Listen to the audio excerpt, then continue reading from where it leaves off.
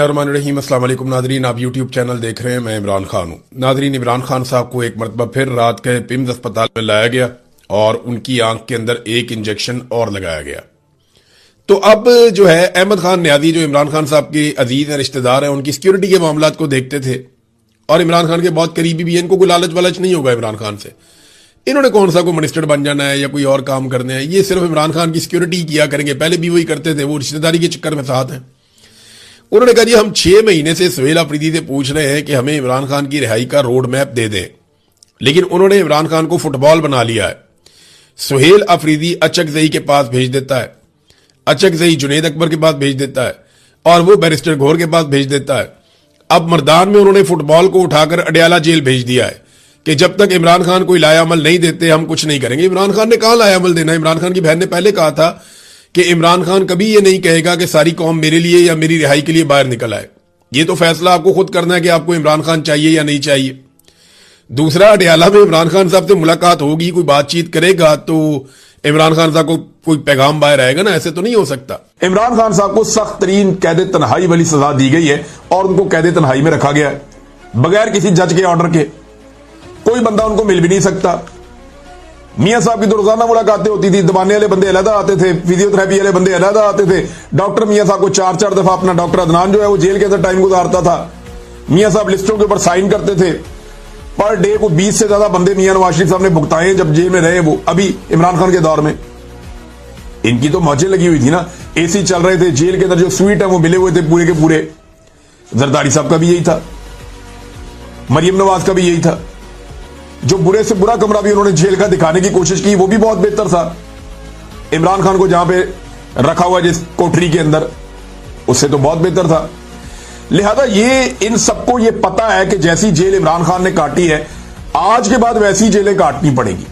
इन्हें इस बात का आइडिया है और ये डरे हुए हैं कि हमने उन जेलों में नहीं जाना। लिहाजा ये इक्तदार के साथ चिपके रहने के लिए ये जूतों को जुबान से भी पॉलिश करेंगे और ये कोशिश करेंगे कि जिनके पैरों में जूते हैं उनके पैर भी मजबूत रहें और उनके साथ भी कुछ बुरा ना हो। एस्टेब्लिशमेंट डरी हुई है अपनी मुसीबत को लेकर, क्योंकि उनकी बदनामी बहुत हो रही है। उनके अपने अंदर एक बहुत बड़ी सोच डेवलप हो रही है कि यार ये क्या बकवास है, हम किस लिए मार खा रहे हैं, अवाम तो हमसे प्यार करती थी, नफरत क्यों कर रही है। एक आदमी के बुग्ज में मिलिट्री एस्टेब्लिशमेंट ने पूरे इदारे का नुकसान नहीं किया। इमरान खान ने यही तो बात की है। इमरान खान ने कहा कि आसिम मुनीर साहब की वजह से जो नुकसान है वो पूरे इदारे को हो रहा है, ये इमरान खान साहब ने कहा और वो इस बात के ऊपर कन्विंस हैं। तो ये लगातार एक बदनामी हो रही है अवाम से। मिलिट्री एस्टेब्लिशमेंट के फैसलों की वजह से पाकिस्तान का जो सबसे तगड़ा इदारा है उसकी दूरी पैदा हो रही है और ये एक रियलिटी है। उन्हें अपनी मुसीबत पड़ी हुई है और जो सियासतदान है उन्हें अपनी मुसीबत पड़ी हुई है। वो ये जानते हैं कि जिस चोरी के साथ वो आए हैं, जो 2 नंबरी उन्होंने की है, अगर इमरान खान को मौका मिल गया तो हम तो जेलों में जाएंगे और अब जेलों के अंदर पहले जैसी सहूलतें भी नहीं मिलेंगी, क्योंकि इमरान खान जेल काट के आ गया। उसको पता चल गया कि जेलों में सहूलतें कैसे मिलती हैं और रखा कैसे जाता है और कानून क्या होता है और तरीकाकार क्या होता है। अब पहले वाली मौजें भी नहीं होनी। तो ये सारे डरे हुए हैं और इनका डर इन्हें मजबूर कर रहा है कि ये एक दूसरे के जूते पॉलिश करें और एक दूसरे को सपोर्ट देते रहें। लेकिन ये एक दूसरे को सपोर्ट देने वाले लोग जो ना, ये चंद दर्जन है, थोड़े से लोग हैं, ज्यादा नहीं है। जिस दिन अवाम खड़ी हो गई, उनकी आबादी 25 करोड़ से ज्यादा है। जिस दिन पाकिस्तानी खड़े हो गए, अवाम खड़ी हो गई, उस दिन ये आपको चंद दर्जन लोग नजर भी नहीं आएंगे। ये बेचारे फ्लाइटें ढूंढते फिरेंगे, कोई उधर भागेगा, कोई उधर भागेगा, कोई उधर भागेगा, ये आपको दिखाई भी नहीं देंगे। आप इन्हें ढूंढेंगे, आपको पता चलेगा ये गए किधर। हसीना माजिद वाला सीन याद है ना आपको, जो बांग्लादेश में हुआ, पाक से खानदान के साथ श्रीलंका में क्या हुआ। तो ये बड़े बड़े जो माफिया खानदान है, इनके साथ पाकिस्तान में ये ना हो जाए, इस वजह से ये डरते हैं। और अवाम का ये हक है कि वो पुरअमन तरीके से अपना एहतजाज करें। और देखें, पूरी दुनिया के अंदर इनकलाब आते हैं। अब पाकिस्तानी उठ गए और उन्होंने ये फैसला कर लिया कि हमने इनको सीधा करना है, तो पाकिस्तानी इनको सीधा कर लेंगे। ये पूरी दुनिया के अंदर डिक्टेटर्स के साथ यही होता है और अल्टीमेटली पाकिस्तान के अंदर भी अवामी एहतजाज या अवामी तहरीक के नतीजे में ही चीजें ठीक हो सकती हैं। अब नाज़रीन, जो सुपरिटेंडेंट अडयाला जेल है उसके हवाले से एक खबर आई है, मैं आपके साथ शेयर कर देता हूं। इस आदमी के बारे में दावा किया जा रहा है कि इसको करप्शन पे फारिग किया गया था और ये डॉन अखबार के अंदर इसकी खबर भी छपी है। और इसने कोई करप्शन की थी, कुछ दूसरे इसने अजीबोगरीब काम किए थे, और इसे जो है वो मिसकंडक्ट और नाअहली पर तहरीके इंसाफ के दौर में, मिसकंडक्ट और नाअहली, उसमें तहरीके इंसाफ के दौर में 90 रोज के लिए इसको मुअत्तल किया गया था। तो अब जेल में जो इमरान खान साहब के लिए मुश्किलात बढ़ रही हैं उसमें यह भी है। देखिए, हुआ यह है कि मौजूदा जो रजीम है, इन्होंने इमरान खान की हुकूमत खत्म होने के बाद चुन चुन के वो बंदे निकाले जिन्हें इमरान खान साहब के दौरे हुकूमत में सजाएं होने वाली थी। मैं बहुत सारे ऐसे ब्यूरोक्रेट्स को, बहुत सारे ऐसे पुलिस वालों को, दीगर महकमों के अंदर जो लोग हैं उन्हें जानता हूं जिनके साथ बहुत बुरा होने लगा था अगर इमरान खान साहब का दौर बचा रहता, जिनके ऊपर इंक्वायरियां चल रही थी। उन तमाम को 2 ऑप्शन दिए गए, या तो ये इंक्वायरियां चलती रहेंगी, हम आपको सजाएं देंगे, या फिर आप हमारे रजीम के गुलाम बन जाएं, जो हम आपको कहेंगे आप वही करें, आपको पोस्टिंग भी मिलेगी, आपको ओहदे पर भी रखेंगे, आपकी इंक्वायरी और केस भी खत्म।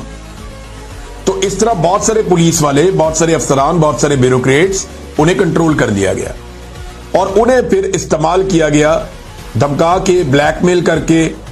और फिर वो ये भी देख रहे थे कि जनाब नौकरी भी चल रही है, पैसा भी कमा रहे हैं, अन्नी पड़ी हुई है, तनख्वाहें भी मिल रही है मुफ्त की, अच्छी पोस्टिंग भी हो गई है, मौजा ही मौजा, और कोई पूछने वाला भी नहीं है। तो इन लोगों ने फिर इमरान खान साहब के बुग़्ज़ में और खौफ के अंदर वो सारा कुछ किया जिसकी तवक्को की जा सकती थी। तो अब खबर ये दी जा रही है कि जनाब अडयाला जेल का जो सुपरिटेंडेंट है अब्दुल गफूर अंजुम, वो भी इन्हीं लोगों में से एक है जो शायद इमरान खान से इंतकाम ले रहा है और सिस्टम के कहने के मुताबिक चल रहा है।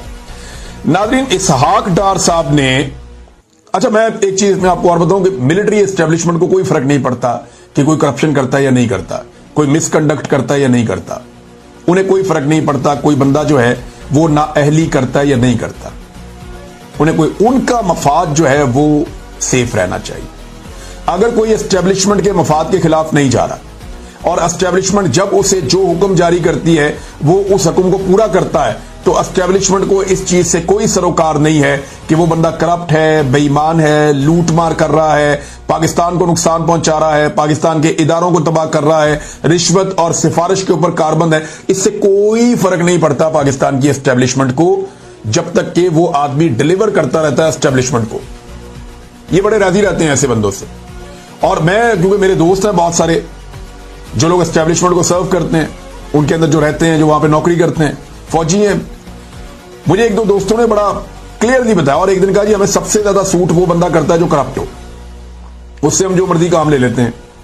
दूसरा बंदा वो सूट करता है जिसको, यानी उसको पंजाबी में उसने एक मिसाल दी, मैं यहां दे नहीं सकता, लेकिन उसने ये कहा कि वो आदमी जो किसी ओहदे का अहल नहीं है और उसको उस ओहदे पे लगा दिया गया, वो बड़ा सूट करता है कि वो अपने आप को उस ओहदे पे रखने के लिए हमारी सारी बातें मानेगा।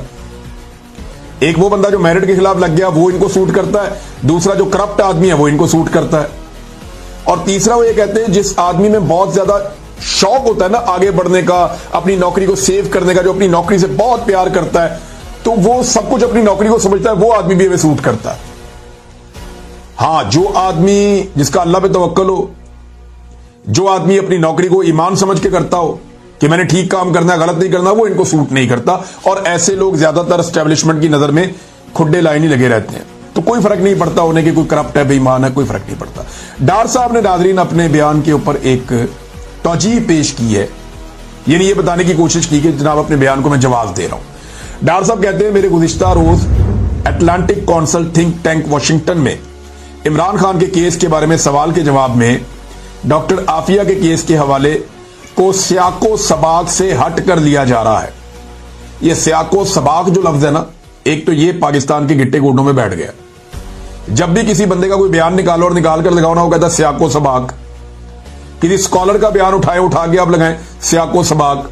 किसी मौलवी का बयान उठाए, उसके ऊपर आप जवाब दें सियाको सबाक। भाई ताड़ी 6-6 घंटे दी तकरीरा चुक के लाइए हूं, ऐसे तो नहीं हो सकता जी। सियाको सबाक से हटके वो सवाल भी पूरा सुन ले, वो जवाब भी पूरा सुन ले, सियाको सबाक किधर से आ गया। सादा सवाल उसने किया था कि पाकिस्तान में इमरान खान को विक्टिमाइज किया जा रहा है और जो ड्यू प्रोसेस ऑफ लॉ है उसको फॉलो नहीं किया जा रहा, और इमरान खान की पाकिस्तान में और पाकिस्तान के बाहर बहुत फॉलोइंग है। तो जवाब इन्होंने दिया जनाब जैसे आफिया सिद्दीकी को अमेरिका में सजा हुई है, ऐसे इमरान खान को पाकिस्तान में दुरुस्त सजा हुई है।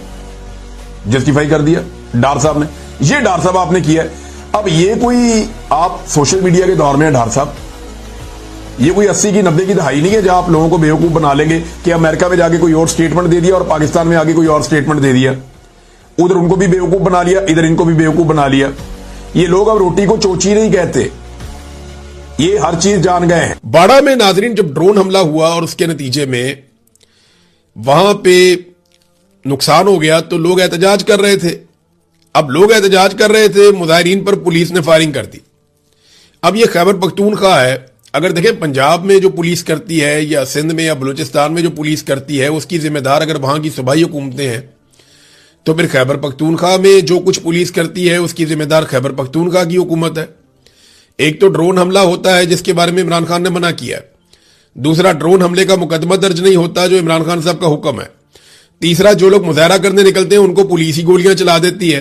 तो कहां है खैबर पख्तूनख्वा की हुकूमत और वो क्यों अजीबोगरीब काम कर रही है?